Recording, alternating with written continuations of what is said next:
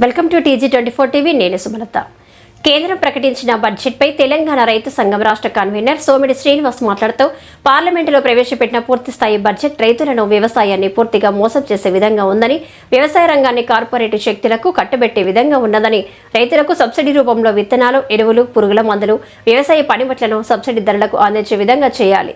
మద్దతు ధర చట్టబద్ధత కల్పించాలి. స్వామినాథన్ సిఫారసులను అమలు చేయాలన్నారు.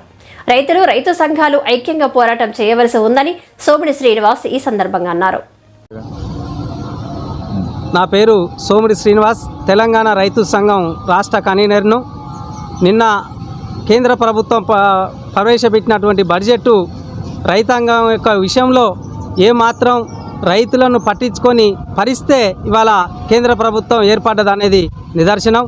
ఎందుకనంటే ఇవాళ భారతదేశంలో వ్యవసాయ రంగమే ఇవాళ ప్రధానంగా నడుస్తున్నటువంటి విషయం.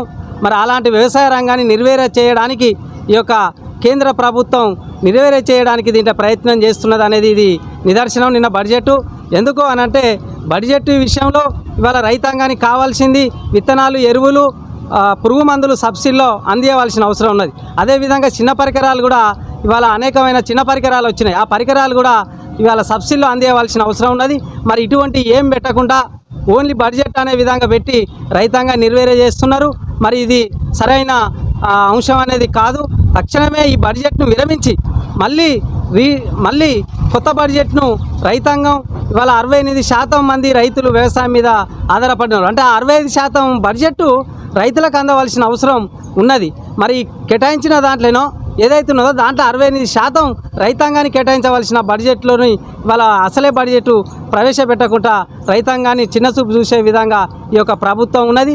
తక్షణం ఆ బడ్జెట్ను విరమించాలి. నూతనంగా బడ్జెట్ను మళ్ళీ రూపొందించి ప్రవేశపెట్టాలని మేము డిమాండ్ చేస్తూ, లేని పక్షాన రైతులనంతా ఐక్యత చేస్తూ ఇవాళ ఈ కేంద్ర ప్రభుత్వం మీద పెద్ద ఎత్తున ఉద్యమాన్ని మొదలు పెట్టవలసిన పరిస్థితి ఏర్పడుతున్నది. ఇదే కాక జరగకపోతే గత ఏదైతే 13 నెలల కాలం పాటు రైతాంగ ఉద్యమం ఏదైతే కొనసాగిందో మళ్ళీ అదే ఉద్యమాన్ని పునరుద్ధరించే పరిస్థితి వాళ్ళు ఏర్పరిచే పరిస్థితి కేంద్ర ప్రభుత్వం చేస్తున్నది. వారికి ఖచ్చితంగా మేము రైతాంగం తరఫున మేము చెప్తున్నాం, ఇవి కాక విరమించి రైతాంగానికి సరిపోయేటువంటి బడ్జెట్ కేటాయించకపోతే ఈ ఉద్యమం అనేది ఖచ్చితంగా దేశవ్యాప్తంగా ఇవాళ ఈ ఉద్యమం చేయవలసిన పరిస్థితి వస్తుంది. ఖచ్చితంగా రోడ్ ఎక్కుతారు. ఈ ప్రభుత్వాన్ని బుద్ధి చెప్పే పరిస్థితి ఏర్పడుతుంది. లేని పక్షాన్ని ఈ సందర్భంగా నేను కేంద్ర ప్రభుత్వాన్ని డిమాండ్ చేస్తున్నాను.